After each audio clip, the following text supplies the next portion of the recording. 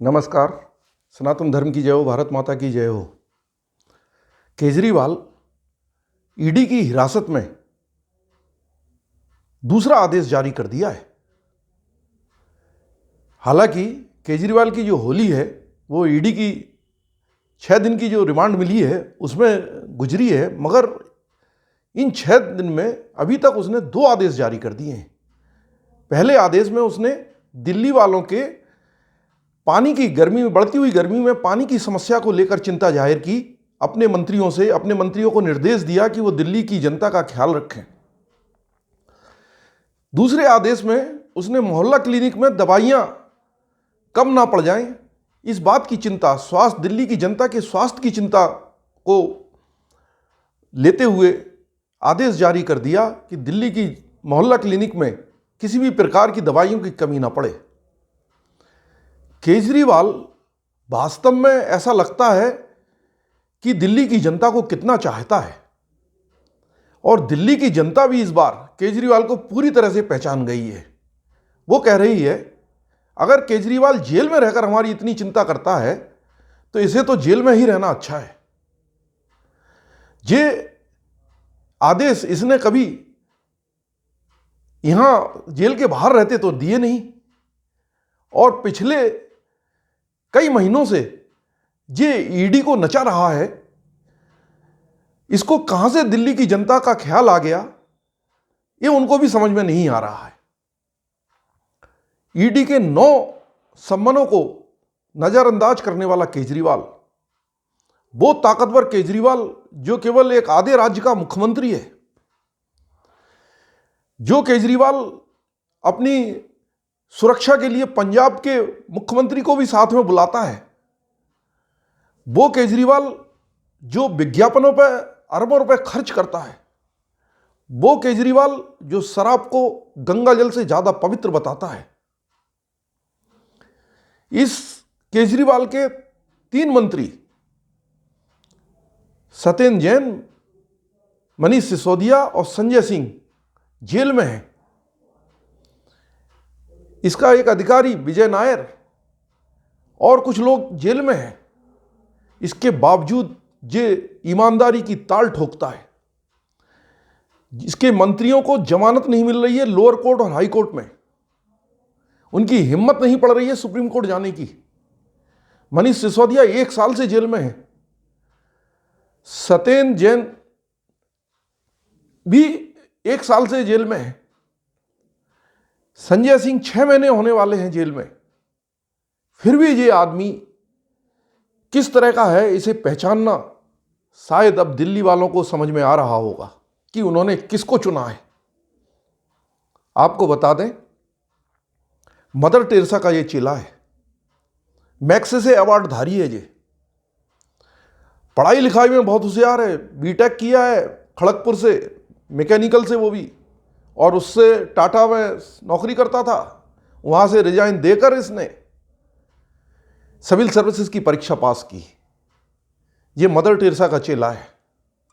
विदेशी एनजीओस के पैसे से इसने सत्ता अन्ना हजारे के कंधे पर बैठकर हत्याई थी। हम सब जानते हैं, हम सब पहचानते हैं। केजरीवाल वो जादूगर है जिसने राजस्थान का पूर्व मुख्यमंत्री जो कहता था गहलोत कि मुझे कुर्सी नहीं छोड़ती, उसको भी मात कर दिया है। केजरीवाल वो व्यक्ति है जो जम्मू कश्मीर के फारूक अब्दुल्ला को गाली देता है, उसका बेटा उसके समर्थन में आ जाता है, उमर अब्दुल्ला। जो केजरीवाल दिल्ली की मुख्यमंत्री शीला दीक्षित को गाली देता है, उसका बेटा उसके समर्थन में आ जाता है। जो केजरीवाल सोनिया गांधी, उसके दामाद वाड्रा को गालियां देते हैं, राहुल गांधी को गालियां देता है, भ्रष्ट बताता है ना, चोर बताता है, मंच से बोलता है, वो राहुल गांधी उसके समर्थन में खड़ा है ना जादूगर। वो केजरीवाल जो मुलायम सिंह को गाली देता था, भ्रष्ट बताता था, वो अखिलेश आज उसके इस भ्रष्टाचार में साथ खड़ा हुआ है ना जादूगर। लालू प्रसाद यादव चारा चोर को तो जाने क्या क्या बोलता था, उसका बेटा आज उसके समर्थन में खड़ा हुआ है। शरद पवार को वो ये लिस्ट में नाम लिखे हुए था आज उसकी बेटी सुप्रिया सुले इसके साथ खड़ी हुई है ना जादूगर। 2024 का ये लोकसभा चुनाव इनसे जाने क्या क्या कराएगा। ये कभी एक नहीं है, मगर इनकी मजबूरी हो गई है। इनको तिनके का सहारा चाहिए, किसी प्रकार से लोकसभा चुनाव में ये किसी किनारे तक तो पहुंच जाएं। तो केजरीवाल इनके लिए इस वक्त एक बड़ा तिनका है, जिसके सहारे सारे लोग लटक गए हैं। ये परिवारवादी भ्रष्टाचारी, जिनको मन भर भर के गालियां देता था मंच से, रामलीला मैदान में जब इसने अन्ना के साथ आंदोलन किया तो हम लोग भी उस झंडे को उठाने वाले भ्रष्टाचार के खिलाफ थे। हम लोगों को इस बहरूपीय गिरगिट के कुल देवता के बारे में पहचान ही नहीं थी कि हम लोगों ने क्या गलतियां कर दी, हम लोगों से क्या गलतियां हो गई। पंजाब में जो ड्रग्स पाकिस्तान से आ रही है, ये व्यक्ति नहीं चाहता था कि 50 किलोमीटर का बॉर्डर एरिया बीएसएफ के पास चला जाए। पंजाब में आपको ड्रग्स और दारू के हालात तो मालूम ही है, वहां की जनता के क्या हालात हो चुके हैं। वे पैसा को ही सब कुछ समझने लगे हैं, उन्हें जीवन के संस्कारों से, अपनी औलादों से कोई मतलब नहीं है। वे आधे तो विदेशों में, कनाडा में बैठे हैं, पन्नू की फिलॉसफी पढ़ रहे हैं, दर्शन शास्त्र पढ़ रहे हैं। उन आतंकवादियों का जो खालिस्तानी विचारधारा रखते हैं, उनको शरण देने वाला, उनकी विचारधारा को आगे बढ़ाने वाला ये देश में हमारे यहां बैठा हुआ है। विदेशी एजेंडे को हमारे देश में भ्रष्टाचार के पैसे से चला रहा है, खुलेआम चला रहा है। हमारी संवैधानिक एजेंसियों को, हमारे संविधान को चुनौती दे रहा है। हमारे संविधान के जानकार देख रहे होंगे, पढ़ रहे होंगे, समझ रहे होंगे कि ईडी की रिमांड पर रहते हुए, जेल में रहते हुए ये कैसे संवैधानिक आदेश जारी कर सकता है, उनकी वैधता क्या है। कानून के जानकार, बड़े वकील भी सोच रहे होंगे। हम आप तो केवल चर्चा कर सकते हैं इसकी वैधानिकता पर, इसके आदेशों पर, मगर आप ध्यान रखिए ये देश के संविधान को चुनौती है सीधे इसके द्वारा, अराजक व्यक्ति के द्वारा। और इसके जो लोग हैं, ये आज जो इसका साथ दे रहे हैं, ये भी पछताएंगे एक दिन। इसकी मनी ट्रेल्स वगैरह सब निकल आई हैं, इसके कहां कहां संबंध हैं सब निकल आए हैं।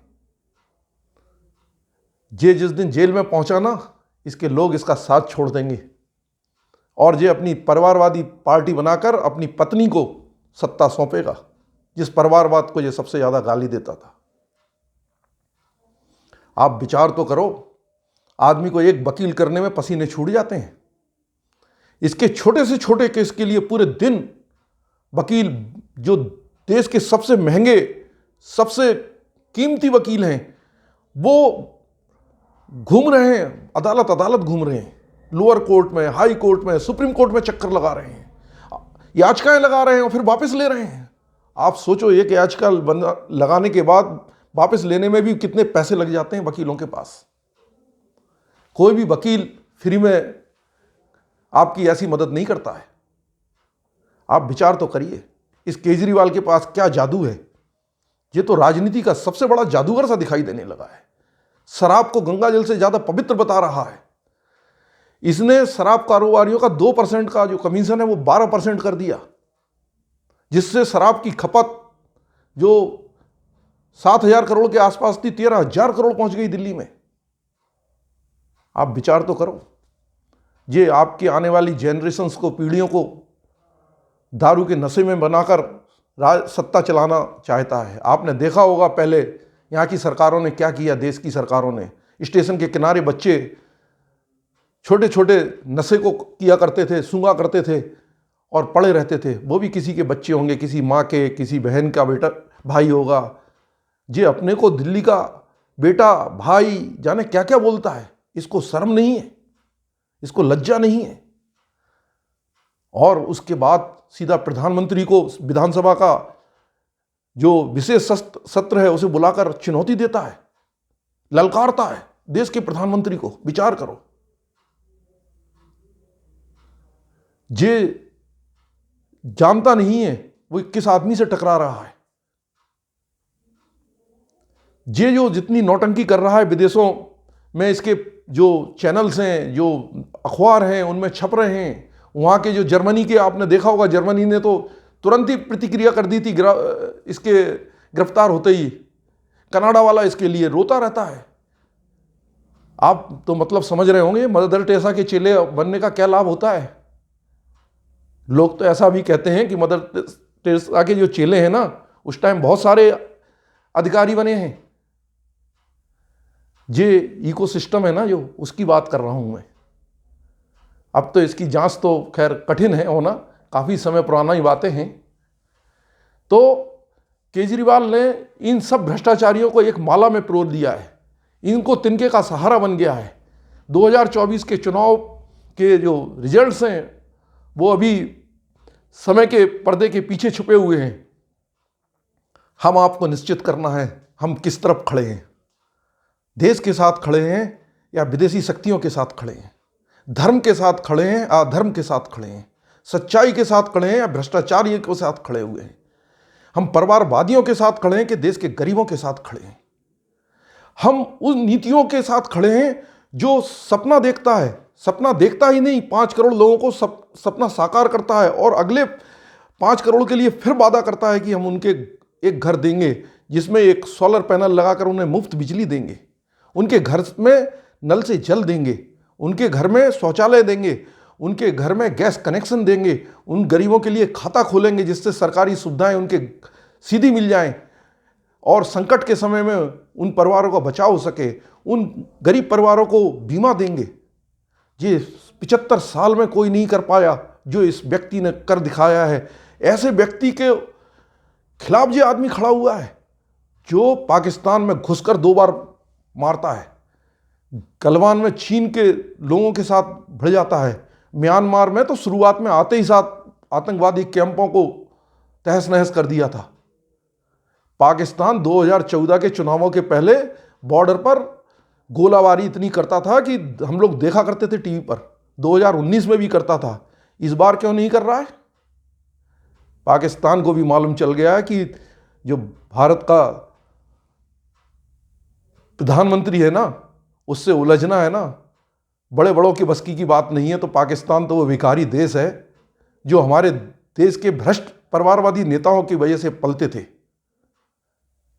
हमारे देश के भ्रष्ट परिवारवादी लोगों ने इस पाकिस्तान के आतंकवाद को बढ़ावा दिया था जो इतने आसानी से हमारे पूरे देश में घुस जाया करते थे।